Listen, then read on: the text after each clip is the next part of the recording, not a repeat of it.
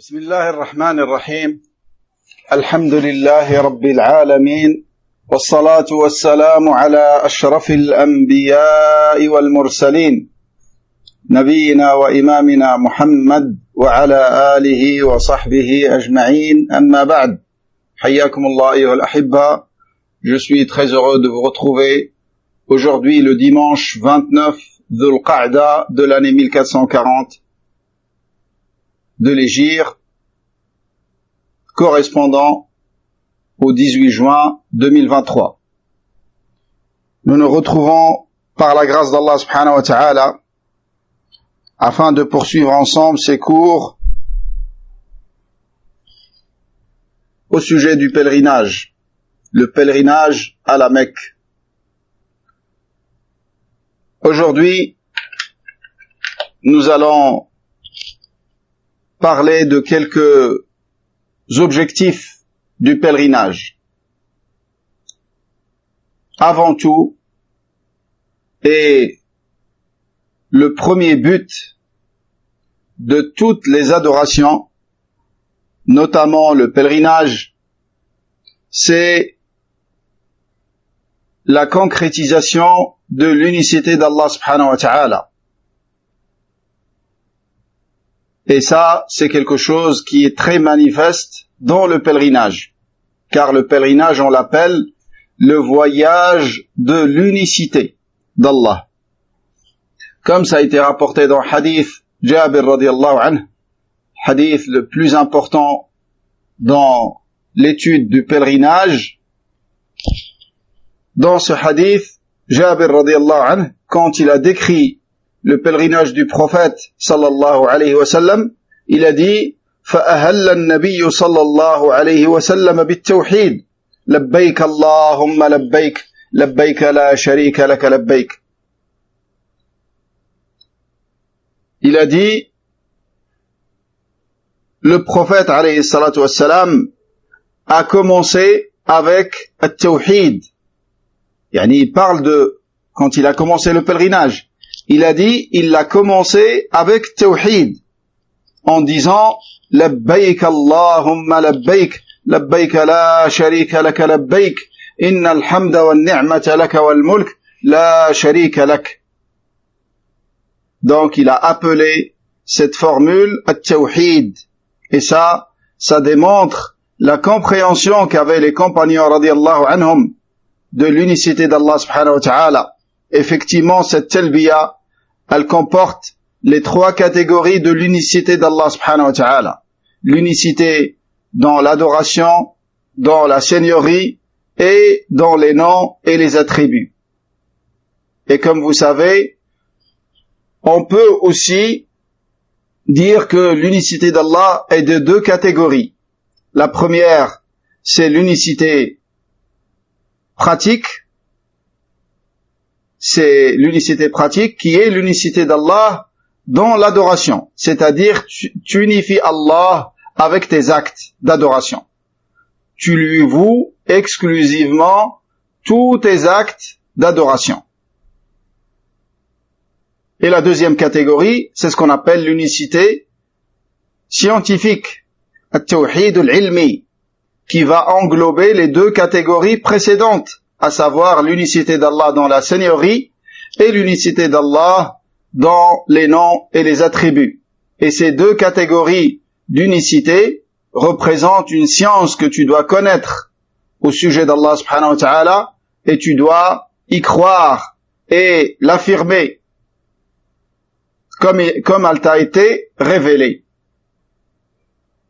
L'unicité de la seigneurie qui est d'unifier Allah subhanahu wa ta'ala avec ses propres actes et de croire qu'il est l'unique créateur, l'unique pourvoyeur, l'unique roi suprême, et ainsi de suite. Ça, c'est l'unicité de la seigneurie. Et l'unicité des noms et des attributs, c'est d'attribuer à Allah subhanahu wa ta'ala ce qu'il s'est attribué lui-même comme nom et attribut, ou ce que son messager alayhi salatu salam lui a attribué. Et de croire en ces noms et en ses attributs d'Allah subhanahu wa ta'ala, et de se limiter à ce qui a été révélé, et de les affirmer sans falsification, ni modification, ni mauvaise interprétation, ni reniement de leur sens. Quand t'apprends qu'Allah subhanahu wa ta'ala est celui qui entend tout, tu dis Allah entend tout, réellement. Le comment, on l'ignore. Et ça, c'est valable pour tous les noms et attributs d'Allah subhanahu wa ta'ala. C'est ça la méthodologie de Ahl al-Sunnah wal Jama'a dans cette partie très importante de Tawhid, dans laquelle il y a eu beaucoup d'égarements chez les sectes, notamment l'Asha'ira et le Maturidiyya, et ainsi de suite. L'Asha'ira, contre lesquels je vous mets en garde, mes frères et sœurs en Allah subhanahu wa ta'ala. Car en France, c'est un phénomène nouveau, l'apparition de prêcheurs jeunes qui appellent à l'ash'arisme. Et ça, c'est un phénomène qui n'existait pas avant, en France. De trouver des jeunes qui sont nés en France et qui ont grandi en France et qui ont adhéré à cette secte égarée dans le domaine de l'aqida, dans le domaine de la croyance et du dogme. Et bien évidemment, comme ces gens-là, à leur tête, Mohammed Nadir s'est égaré, contre lequel il faut être en garde, il faut mettre en garde les gens de l'écouter, car il est très dangereux, qui appelle, bien évidemment, j'ai dit, ces gens-là, comme ils savent que la plupart des jeunes en France aiment la sunna et aiment la salafiyya, il vient pas directement en les appelant al-ash'ariyya, mais il commence petit à petit sur un travail de plusieurs étapes jusqu'à ce qu'ils s'attachent à leur personne, aux personnes de ces prêcheurs, et après ils les font tomber dans ces égarements. Dernièrement, j'ai vu qu'il a dit pour la première fois ouvertement que l'ash'ariyya c'est Ahl-Sunnah wal Jama'a. Avant, quand il était interrogé au sujet de son aqida, il disait je suis sur aqida Ahl-Sunnah wal Jama'a. Ceux qui le connaissent, ils savent très bien qu'il est ash'ari. Lakin, il n'osait pas le dire. Maintenant, avec le grand nombre de suiveurs, il s'est senti en confiance et que maintenant il peut le dire. Il craint rien. Wallah al-musta'an.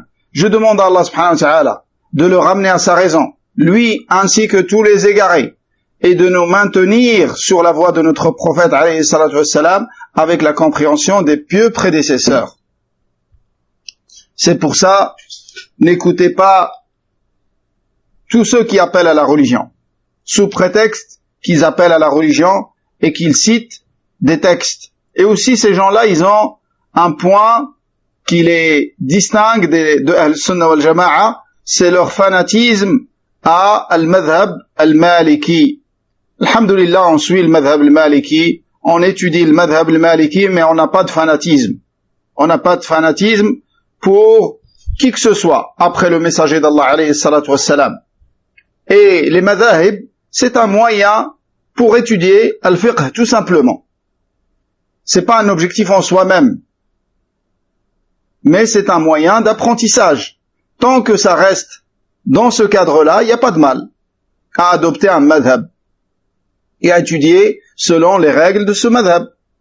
Et ça, à notre époque, ça peut être quelque chose de nécessaire.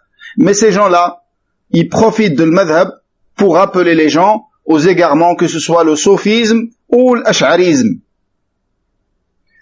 Et ils ne prennent de l'imam Malik, ce grand imam de Salaf, que nous on le respecte comme il se doit. Mais eux, ils le respectent pas, parce qu'ils l'acceptent pas comme imam dans le domaine de l'aqida. L'aqida, ils disent, nous on suit l'Ash'ari, Abu al-Hasan al-Ash'ari, qui est pourtant revenu à le madhab de Ahl-Sunnah wal Jama'a vers la fin de sa vie. Mais eux, ils acceptent pas ça. Taïb.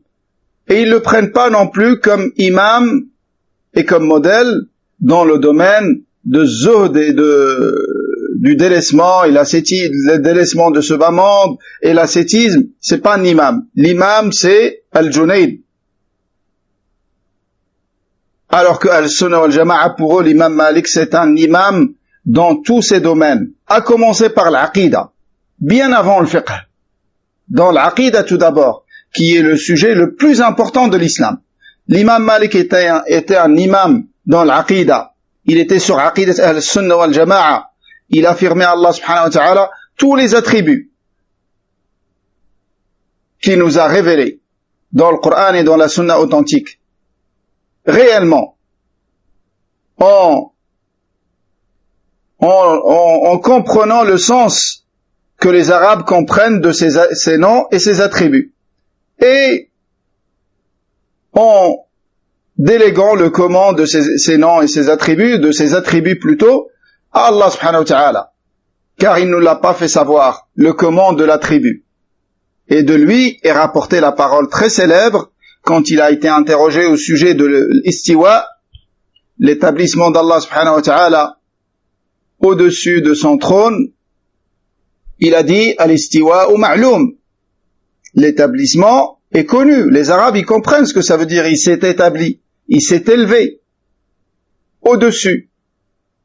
Il s'est établi, il s'est élevé. Ils connaissent le sens.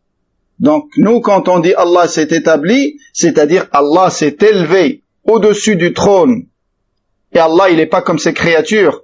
Un roi, quand il s'établit sur un trône, il a besoin du trône. Le trône, il le porte. Alors qu'Allah subhanahu wa ta'ala n'a besoin d'aucune de ses créatures. Mais il s'est élevé au-dessus du trône, subhanahu wa ta'ala. Al-istiwa'u ma'loum, wal-kayfu majhoul, et le comment est ignoré, car Allah nous l'a pas informé, nous l'a pas dit, nous l'a pas révélé. Comment nous on peut connaître quelque chose d'Allah, alors qu'on l'a jamais vu, et Allah n'a pas de semblable, pour voir son semblable et faire des analogies. Et il nous reste un seul moyen d'attribuer quelque chose à Allah subhanahu wa ta'ala, c'est la révélation. C'est le seul moyen, le Coran et la Sunna authentique. Donc, le comment est ignoré. Mais il y a un comment. Nous, on ne le connaît pas. Et c'est un comment qui est adapté à la grandeur et la majesté d'Allah subhanahu wa ta'ala. Et qui convient à sa sublimité et sa magnificence subhanahu wa ta'ala. Mais on ne le connaît pas. Et on sait que ce comment, il n'est pas comme le comment de la créature. Donc on a la certitude qu'il existe un comment. On a la certitude que ce comment n'est pas comme celui des créatures. Et on l'ignore. C'est comme ça, Al-Sunnah wal-Jama'a, l'imam Malik était sur ça. Il a dit l'istiwa'u ma'loum, wal-kayfu majhoul, ou ghayru ma'qoul. Ça a été rapporté de lui et d'autres salaf également, qu'ils ont dit que le comment ne peut pas être compris avec la raison qu'on a aujourd'hui. C'est pour ça qu'il ne nous a pas été révélé parmi les sagesses. On n'est pas capable de saisir ce comment. Et de demander au sujet du comment d'Allah, c'est une innovation. Car cet homme, c'était le premier à avoir posé une question sur le comment d'Allah. Et l'imam Malik, avant de répondre, il a sué, il a transpiré, il a baissé sa tête longuement, tellement c'était choquant pour lui, grave ce qu'il vient d'entendre comme question. Cet homme a posé une question qu'il fallait pas poser. Et les gens, ils n'avaient pas ces ambiguïtés pour poser ces questions. Les gens avant, ils savaient que Allah subhanahu wa ta'ala est décrit par ses noms et ses attributs, et que c'est comme il correspond à sa grandeur et sa majesté, et qu'on ne connaît pas le comment. Wal-imanu bihi wajib. Et d'avoir foi en ses noms et ses attributs est une obligation. Naam, c'est une obligation, car c'est dans le texte, les textes de Coran et de la Sunna. Donc, soyons en garde contre ces égarés qui forment un groupe. Alhamdulillah, ça permet de les connaître. Ils font des activités ensemble, donc tu sais qu'ils sont tous ensemble. Après, comme le manhaj de l'ikhwan, c'est pas forcément tous, ils ont l'ash'ariya ou tous, ils ont le soufisme, mais ils ont tous la méthodologie de l'ikhwan. Ils s'entraident dans les choses, ils sont en accord, et chacun ferme les yeux sur l'autre, sur les points dans lesquels ils sont en divergence. Comme bien même ces divergences, ça touche à l'aqida. Et ça, c'est pas toléré chez Ahl-Sunnah wal Jama'a. Donc, Jabir radiyallahu anhu a dit que le prophète alayhi salatu wassalam a commencé par at-tawhid. Il a entamé son pèlerinage avec tawhid qui est talbiya. C'est-à-dire, il a haussé la voix en répétant cette formule de talbiya. Et talbiya, comme j'ai dit, elle comporte les 3 catégories de tawhid. Et ça, c'est pour montrer aussi, Jabir radiyallahu anhu, il voulait montrer à ceux à qui il a rapporté ce hadith que le prophète alayhi salatu wassalam s'est distingué de l'mushrikin dans leur talbiya. Car dans leur talbiya, il y avait du shirk. Et le Nabi alayhi salatu wassalam, il a commencé avec tawhid.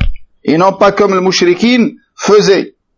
Comme ça a été rapporté dans l'authentique de l'imam muslim selon Abdullah ibn Abbas radiyallahu anhuma, il a dit كان المشركون يقولون لبيك لا شريك لك قال فيقول رسول الله صلى الله عليه وسلم ويلكم قد فيقولون إلا شريكا هو لك تملكه وما ملك يقولون هذا وهم يطوفون بالبيت نسأل الله السلامة والعافية. Donc Abdullah ibn Abbas radiyallahu anhuma, il a dit que le mushrikin, quand ils faisaient le pèlerinage, là, ils ont gardé le pèlerinage. Parmi ce qu'ils ont gardé, des adorations de la religion de Ibrahim alayhi salam. Car avant, les Arabes dans la péninsule arabique étaient sur la religion de Ibrahim alayhi salam. Sur le monothéisme pur. Jusqu'à ce que le premier homme qui a changé la religion des Arabes dans la péninsule arabique, qui est Amr ibn Luhay al-Khuza'i, le Nabi alayhi salam l'a vu en enfer. Il l'a vu en enfer, et c'est le premier homme qui a changé la religion des Arabes, qui était sur la religion de Ibrahim alayhi salam. Et il a introduit des statues et des idoles qu'il a trouvées dans la région de Sham. Il est parti là-bas en voyage, il a vu ces idoles et comment il les vénérait. Il a bien aimé cela. Et comme c'est un homme très aimé, très respecté, à Mecca, il leur a ramené ces idoles, il les a appelés à les adorer, et chaque tribu a pris une idole qu'elle vénérait un jour dans l'année. C'est pour ça il y avait autour de Kaaba, il y avait autant de statues que de jours dans l'année. Chaque tribu avait sa journée dans l'année, elle venait pour vénérer son idole et sa divinité prétendue. Et ça, il y avait des intérêts économiques dans cela. Il y avait des intérêts économiques, ça faisait fructifier le commerce des Mécois. Car il leur imposait de faire tawaf avec des vêtements qu'ils achètent là-bas, et non pas les vêtements qu'ils ramènent de leur pays. Et celui qui n'avait pas de vêtements, il devait faire tawaf nu. Même une femme. Même les femmes, elles devaient faire tawaf nu. Et elles couvraient uniquement leurs parties intimes. Donc pour voir, mes frères, comment la personne elle peut être sur la vraie religion, et elle peut être déroutée par Shaitan petit à petit jusqu'à arriver à des choses très loin de la religion de base. Comme c'était le cas de Kuffar Quraysh. Ils étaient sur le monothéisme pur. Et ils disaient, Labbaik Allahumma labbaik la sharika lak. Jusque là c'est bon. C'est pour ça que le Nabi quand il les entendait dire Labbaik la sharika lak, il disait, malheur à vous, tenez-vous à cela. Arrêtez-vous à ça. La sharika lak. Je réponds à ton appel, tu n'as point d'associé. Jusque là c'est du tawhid. Et après il disait, Illa sharikan huwa lak, tamlikuhu wa ma malak. à l'exception d'un associé qui t'appartient. Tu le possèdes ainsi que ce qu'il possède. C'est des contradictions et va comprendre ce qu'ils veulent dire par cela. Yani comment Allah n'a pas d'associé et après il a un seul associé et cet associé donc c'est une divinité. Mais Allah, il appartient à Allah et Allah il le possède ainsi que tout ce qu'il possède. Ça veut dire cette divinité elle possède également, mais tout, elle et ce qu'elle possède appartient à Allah subhanahu wa ta'ala. C'est pour ça, le shirk, ça rend abruti et ça rend bête et tawhid, ça rend intelligent. Tu peux trouver quelqu'un qui est très intelligent dans des domaines mondains, mais il se pose même pas des questions basiques. Comment rapporter certains médecins qui fréquentent des médecins kuffars, très brillants dans leur domaine, ils se sont jamais posé la question, qu'est-ce qui va se passer après la mort? C'est des questions qui leur font peur. Ce frère, il m'a dit que quand il abordait avec eux ces sujets, les sujets de la mort, les sujets de la tombe, ils étaient effrayés. Ils comprenaient pas pourquoi ils pensent à ça.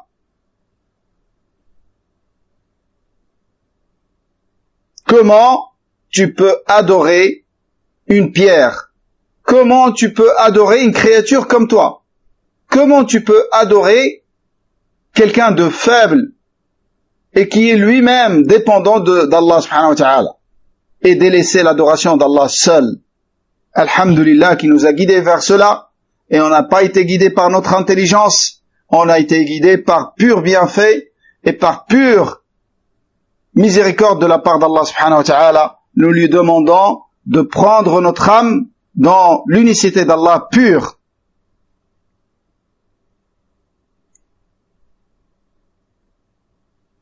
Il répétait cette talbiya en tournant autour de l'Kaaba, en faisant tawaf.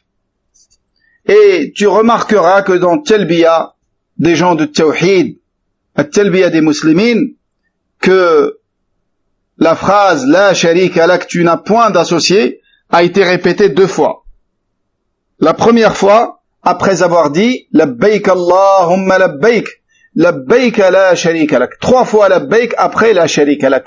Donc, après avoir montré ta soumission à Allah et que tu réponds à son appel et que tu lui voues l'adoration à lui seul d'une manière exclusive, tu l'as affirmé en disant la sharika lak. Tu n'as point d'associé.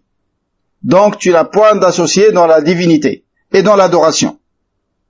Et ensuite, ça a été répété après innal hamda wan ni'mata laka wal mulk la sharika lak. Donc ça a été répété une 2e fois après avoir affirmé l'unicité d'Allah subhanahu wa ta'ala scientifique, qui est l'unicité d'Allah dans la seigneurie et dans les noms et les attributs. Tu dis les louanges et les bienfaits, tous t'appartiennent à toi seul, ainsi que la royauté. Ça, c'est l'unicité de la seigneurie, des noms et attributs d'Allah subhanahu wa ta'ala. La royauté, c'est un attribut d'Allah. Et le roi, c'est son nom.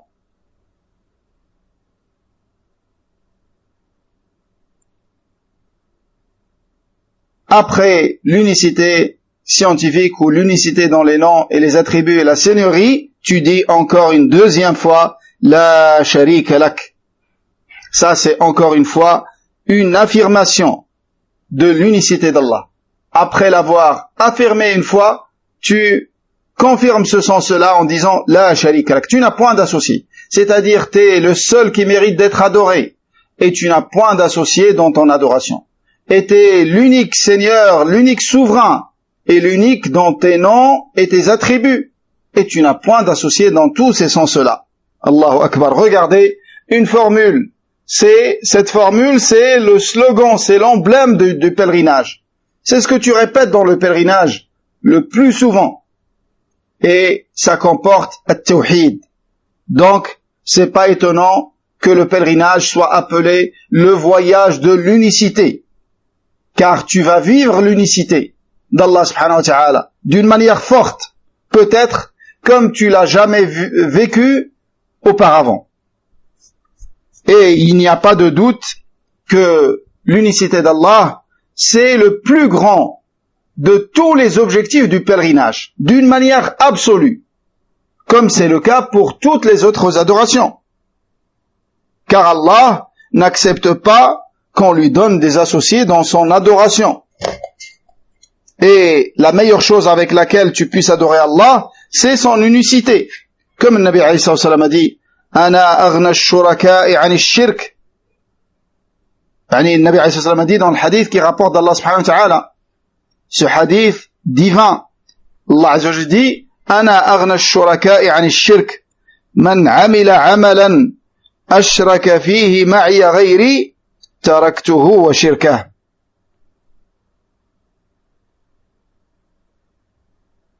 Donc, dans le sens, Allah il dit, je suis celui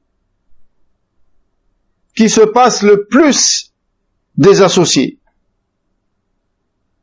Et qu'on lui donne des associés.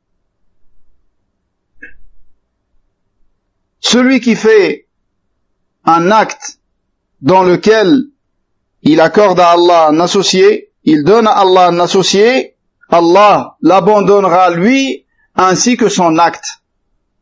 Car Allah subhanahu wa ta'ala, il n'accepte que les actes qui ont été faits sincèrement pour lui, exclusivement pour lui. Et dans le verset, Allah subhanahu wa ta'ala dit, قل إن صلاتي ونسكي ومحياي ومماتي لله رب العالمين لا شريك له وبذلك أمرت وأنا أول المسلمين. Dans le sens approximatif, dit, Allah il ordonne à son prophète alayhi salam de dire aux gens, dis ma salat, mes œuvres de dévotion, ma vie et ma mort revient à Allah, Seigneur de l'univers. Il n'a point d'associé. C'est l'ordre qui m'a été donné et je suis le premier des soumis. Le Nabi alayhi salam est le premier des soumis dans cette communauté et il est le premier dans le mérite de toute l'humanité. Il est le premier dans cette communauté, le premier qui s'est soumis à Allah et qui l'a adoré avec l'unicité, et le premier d'une manière absolue dans le mérite et dans le degré, le meilleur des soumis à Allah d'une manière absolue. Alayhi salatu wassalam.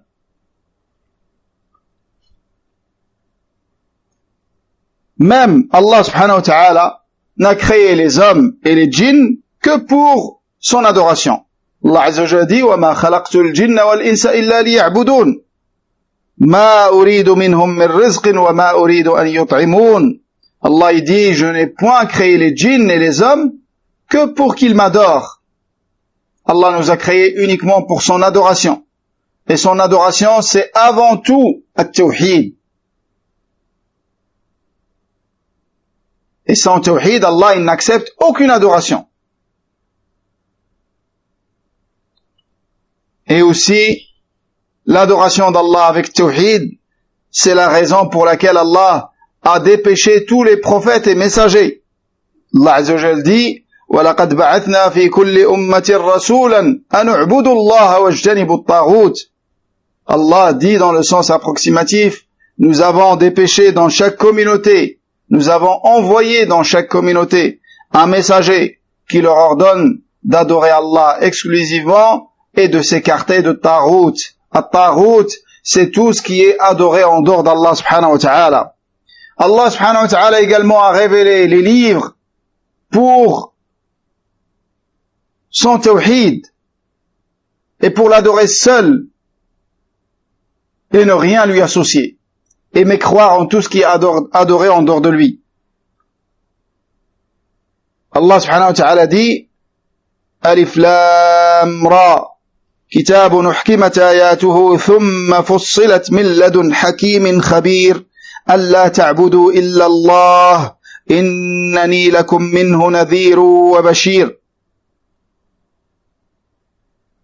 Dans le sens approximatif, Allah subhanahu wa ta'ala nous dit Alif Lam Ra, huruf muqatta'a, c'est un livre dont les versets sont parfaitement éloquents et clairement détaillés de la part d'un sage, tout informé, Allah subhanahu wa ta'ala, afin que vous n'adoriez qu'Allah, car je viens vers vous de sa part pour avertir de son châtiment et annoncer sa récompense. Regardez comment c'est clair. La sagesse pour laquelle Allah subhanahu wa ta'ala a révélé les livres, c'est pour unifier Allah subhanahu wa ta'ala et pour l'adorer seul, aimer croire en tout ce qui est adoré en dehors de lui. Allah subhanahu wa ta'ala également nous a informé qu'il a créé les cieux et les terres uniquement pour Tawhid. Dans Surat Yunus, Allah subhanahu wa ta'ala dit: Inna rabbakumullahu alladhi khalaqa as-samawati wal arda fi sittati ayyam thumma istawa 'ala al-'arsh yudabbiru al-amra ma min shafi'in illa min ba'di idhnihi dhalikumullahu rabbukum fa'buduhu afala tadhakkarun. Dans le sens approximatif, Inna rabbakumullahu alladhi khalaqa as-samawati wal ard. Dans le sens approximatif, votre Seigneur, c'est Allah, qui créa les cieux et la terre en 6 jours, puis s'établit avec une infinie majesté sur le trône pour régner toutes choses. Il ne peut y avoir d'intercesseur sans sa permission. Tel est Allah, votre Seigneur. Adorez-le donc. Adorez-le donc, c'est-à-dire adorez-le donc seul et exclusivement, et abandonnez tout ce qui est adoré en dehors de lui.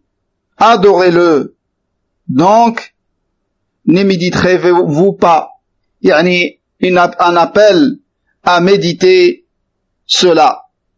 Allah a créé les cieux et les terres, les 7 cieux et les 7 terres, afin qu'ils soient adorés subhanahu wa ta'ala seul. Également, mes frères et sœurs en Allah subhanahu wa ta'ala, le pèlerinage, parmi ses objectifs, c'est l'obtention de la réussite et d'être parmi les gens du paradis et de se sauver de son châtiment et du feu de l'enfer. Ça, c'est également parmi les objectifs du pèlerinage, comme toutes les autres adorations. L'invocation d'Allah est de 2 catégories. Tu l'invoques explicitement, tu dis Allah donne-moi. Tu l'invoques implicitement en accomplissant son adoration. Tu fais salat, tu jeûnes, tu fais le pèlerinage, c'est une invocation, mais implicite. Tu demandes à Allah le paradis et qui te préserve du châtiment de l'enfer. Le Nabi alayhi salatu wa salam a dit: Al-hajjul mabrouru laysa lahu jaza'un illa al-jannah. Le pèlerinage accepté n'a de récompense que le paradis. Sa récompense, c'est le paradis. Et quelle immense récompense du pèlerinage qui réunit les conditions, qui est fait avec des dépenses halal et qui est fait sincèrement pour Allah subhanahu wa ta'ala et conformément à la sunna de son prophète alayhi salatu wassalam. Le Nabi alayhi salatu wassalam a dit également: Al-hajju yahdimu ma kana qablah. Al-hajj est une expiation de tout ce qui l'a précédé, comme le hijra, comme l'entrée en islam. Il a ce mérite.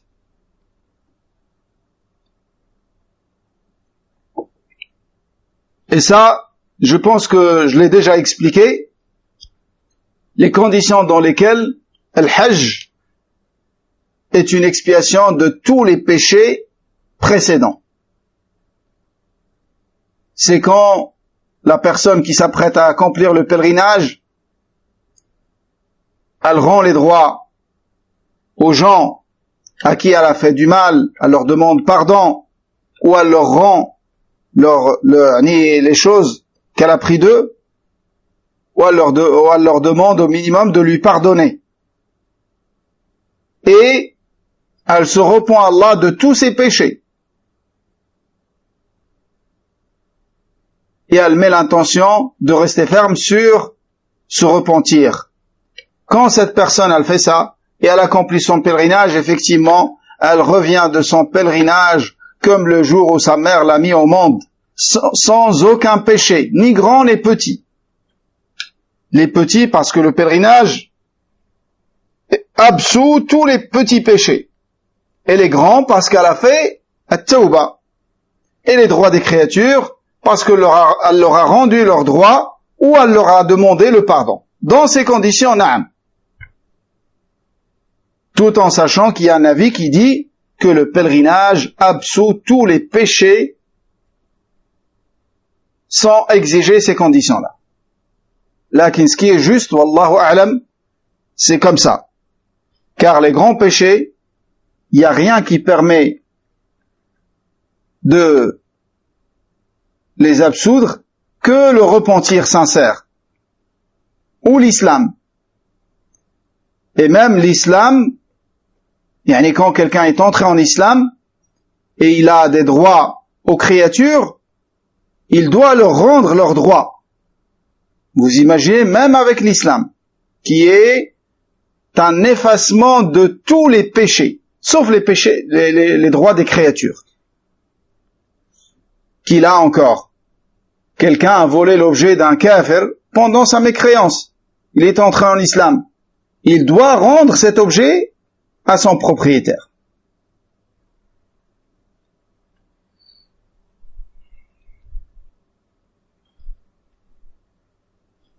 النبي عليه الصلاة والسلام a dit également من حج لله فلم يرفث ولم يفسق رجع كيوم ولدته أمه. Celui qui fait le pèlerinage pour Allah, sincèrement, et pendant son pèlerinage, il n'a pas commis de rafath, ni rafath, c'est les rapports et leurs préliminaires, ainsi que les propos grossiers. Walam yafsuq. Il n'a pas commis de péché, de déviance pendant son pèlerinage, il reviendra de son pèlerinage comme le jour où sa mère l'a mis au monde, avec les conditions qui ont été citées précédemment. Le pèlerinage, mes frères en Allah subhanahu wa ta'ala, parmi ses grands objectifs également, c'est la concrétisation de taqwa. At-taqwa, c'est pas une parole avec la langue. At-taqwa, c'est des choses, des pratiques, des croyances. At-taqwa, ça se résume dans le délaissement de ce que Allah t'a interdit et l'obéissance à ses ordres. At-taqwa, comme on a déjà vu, c'est de placer entre toi et le châtiment d'Allah subhanahu wa ta'ala une barrière, une protection. Et cette protection, c'est de s'exécuter à ses ordres et de s'éloigner de ses interdits. Donc, taqwa, c'est avec l'accomplissement des obligations et l'éloignement des grands péchés. C'est ça, taqwa. Et celui, en plus de cela, qui accomplit les actes surrogatoires et qui délaisse les choses détestables, c'est un degré supérieur. Mais la base de taqwa, c'est avec les ordres et les interdits. Les ordres et les interdits. Le taqwa, c'est avec le degré obligatoire de la foi. Le degré obligatoire de la foi. Et les gens qui réalisent taqwa et qui réalisent ce degré obligatoire, Allah subhanahu wa ta'ala leur a promis le paradis et qui ne seront pas châtiés. Celui qui rencontre Allah avec l'accomplissement de toutes ses obligations sur lui et le délaissement de tous ses interdits, celui-là, il ira au paradis directement sans être châtié dans le feu de l'enfer. Allah subhanahu wa ta'ala lui a promis cela. Lakin, si il rencontre Allah avec un degré inférieur à celui-là, il est sous la volonté d'Allah subhanahu wa ta'ala. S'il veut, il lui pardonne, et s'il veut, il le châtie proportionnellement à ses péchés, du moment qu'il a toujours tawhid. Amma celui qui n'a pas de tawhid, celui-là, c'est l'enfer directement, il n'y a ni jugement ni châtiment. Il n'y a ni jugement ni compte à rendre. C'est directement, il va en enfer. Wal'iyadhu billah. Qu'Allah nous en préserve.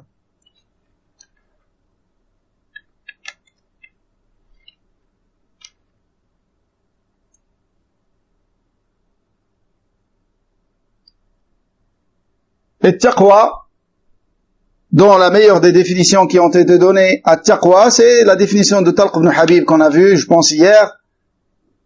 أن تعمل بطاعة الله على نور من الله ترجو ثواب الله وأن تترك معصية الله على نور من الله تخشى عقاب الله. Taqwa, c'est ça. C'est d'œuvrer avec l'obéissance d'Allah, avec science, en espérant sa récompense. Et non pas comme disent certains égarés, oh Allah, je ne t'adore pas en espérant le paradis, mais je t'adore par amour. Naam, adore Allah avec amour, c'est nécessaire. Lakin, pourquoi Allah a créé le paradis? Et pourquoi il a promis à ses serviteurs obéissants qu'il l'aime et que lui aime également? Pourquoi il leur a promis le paradis? Ça, c'est des mutanatti'in qui disent des choses que les prophètes même n'ont pas dit. Et ils pensent bien faire à cause de l'ignorance. Et ça, c'est des soufis en général qui disent des choses comme ça. Oh Allah, je ne t'adore pas en espérant ton paradis, ni par crainte de ton enfer. Je t'adore par amour. Ça paraît beau. Lakin, ça contient de l'égarement.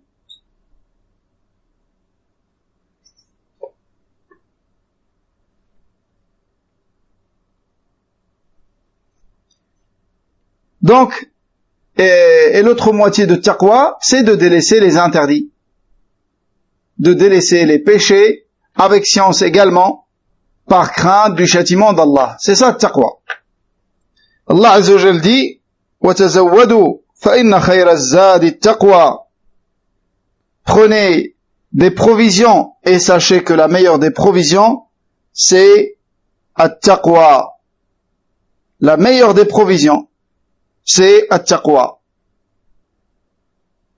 Allah Azza wa Jalla dit également ذلك ومن يعظم شعائر الله فإنها من تقوى القلوب. Dans le sens approximatif, c'est cela qui est décrété: quiconque respecte grandement les rites prescrits par Allah, son attitude relève de la piété des cœurs. Son attitude relève de la piété des cœurs. Naam, car taqwa, sa base, c'est dans le cœur. Et elle se manifeste sur les membres et sur les propos et les paroles. Taqwa, sa base, c'est dans le cœur. C'est pour ça que le Nabi sallallahu alayhi wa sallam a dit At-taqwa hahuna. Il a indiqué sa poitrine. At-taqwa, sa base, c'est dans le cœur. Mais c'est pas possible que le cœur soit rempli de taqwa et que l'apparence est remplie de désobéissance à Allah subhanahu wa ta'ala.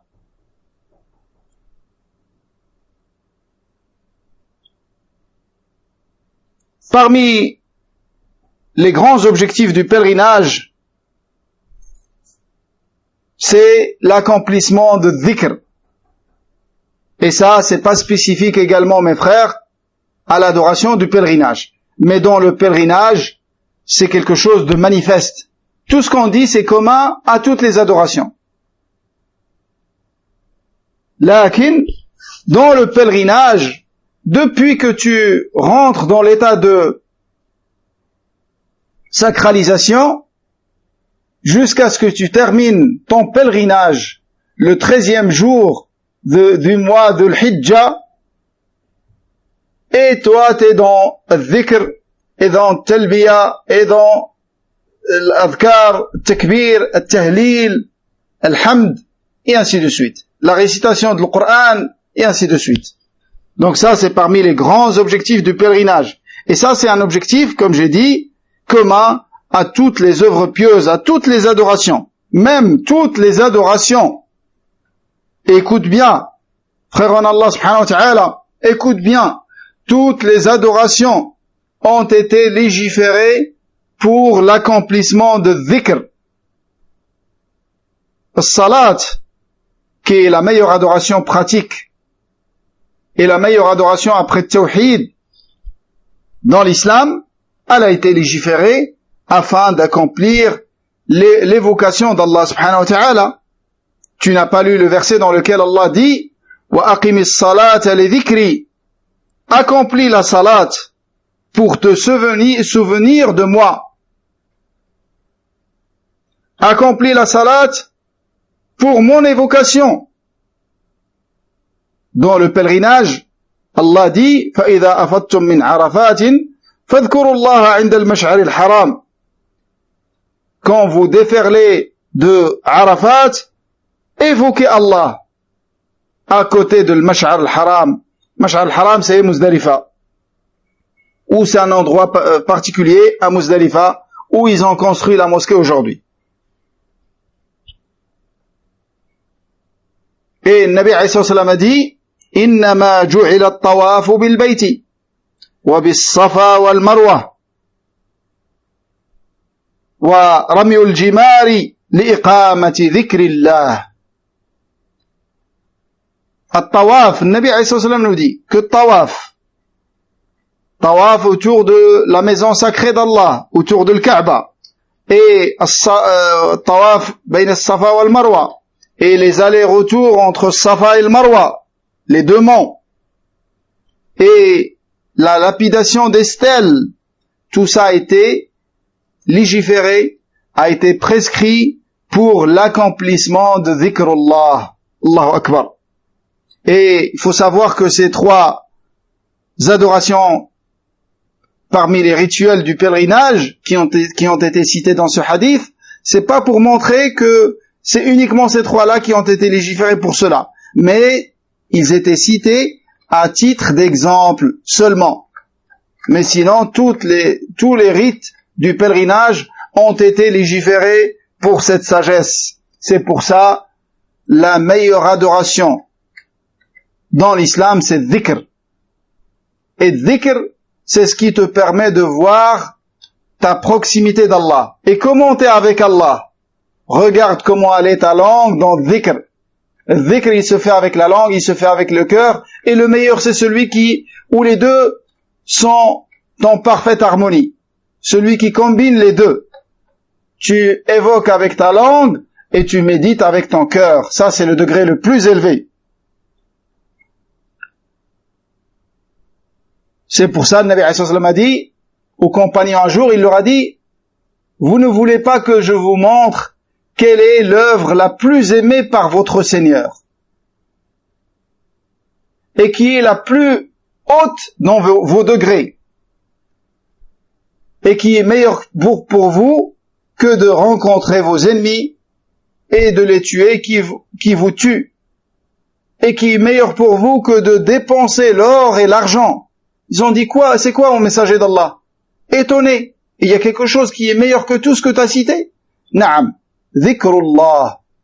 Et quand tu comprends ce que l'imam Ibn al-Qayyim a dit, il a dit que les meilleurs des gens dans chaque acte d'adoration sont ceux qui évoquent Allah le plus dans cet acte d'adoration. Quand tu comprends cette règle-là, ça t'aide à comprendre que na'am, dhikrullah, c'est la meilleure des adorations. C'est meilleur que le djihad, oui, car le djihad, il a été légiféré pour dhikrullah, pour que la parole d'Allah soit la plus haute. Et les meilleurs des mujahideen, c'est ceux qui évoquent Allah le plus dans leur djihad. Les meilleurs des jeûneurs, des sa'imin, c'est ceux qui évoquent Allah le plus dans leur siyam. Les meilleurs de ceux qui font salat, et ainsi de suite. C'est une règle à laquelle il n'y a pas d'exception dans l'islam. On termine avec un dernier parmi les objectifs du pèlerinage, ou peut-être que le temps... On va citer ce dernier point, parmi les grands objectifs du pèlerinage, c'est l'augmentation de la foi.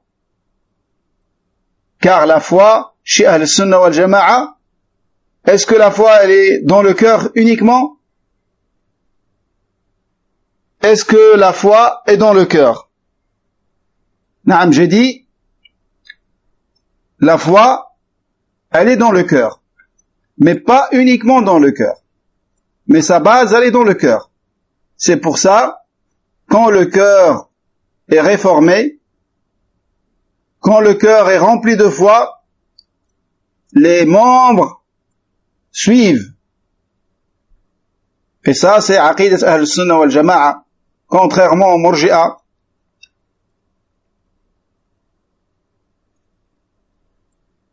ou le Jahmiya, ou les différentes sectes qui se sont égarées dans la notion de la foi. La notion de la foi chez Ahl-Sunnah wal Jama'a, qawlun bil lisan, wa tasdiqun bil jinan, wa amalun bil arkan, tazidu bi ta'ati ar-Rahman, wa tanqusu bi ta'ati ash-shaytan. Comme a dit le frère Yassine, jazahullahu khairan. Taïb. Donc la foi, mes frères, c'est une croyance.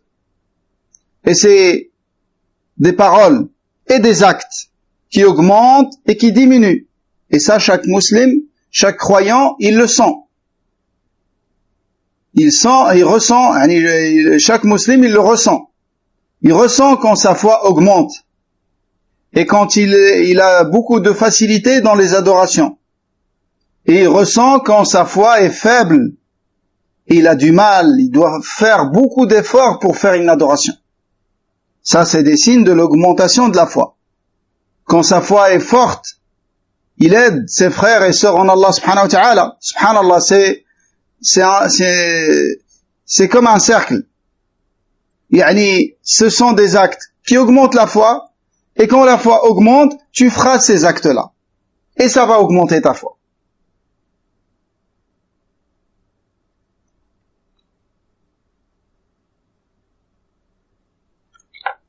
Donc la foi, elle augmente et elle diminue. Elle devient forte et elle s'affaiblit. C'est comme ça chez Ahl-Sunnah wal Jama'a. Et le pèlerinage absout ce qui l'a précédé. Et le pèlerinage accepté, il n'a de rétribution que le paradis. Celui qui accomplit son pèlerinage sans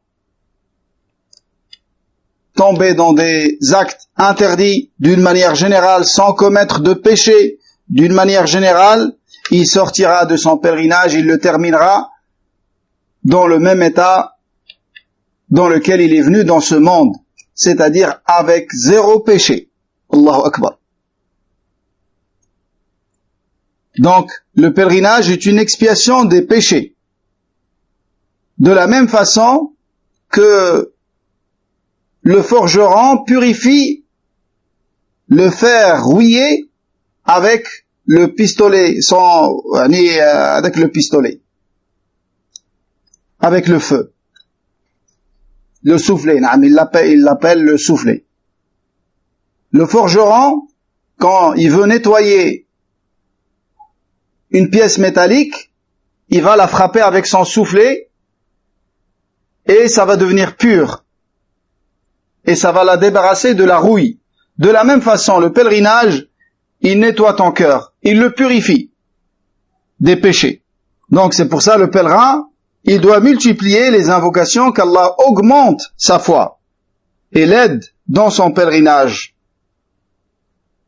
Allah Azza wa Jalla dit وَإِذَا سَأَلَكَ عِبَادِي عَنِّي فَإِنِّي قَرِيبٌ أُجِيبُ دَعْوَةَ الدَّاعِ إِذَا دَعَانِ.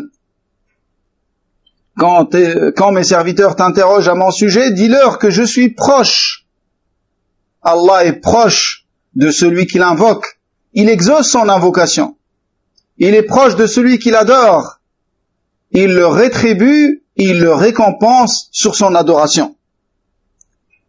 Et les pèlerins et les mu'tamirines sont les invités d'Allah. Il les a appelés et ils ont répondu à son appel. Et ils lui ont demandé, il leur a donné. Et il a exaucé leur demande. C'est pour ça le pèlerinage, c'est une adoration dans laquelle tu dois faire beaucoup d'invocations. Tu es l'invité d'Allah, subhanahu wa ta'ala.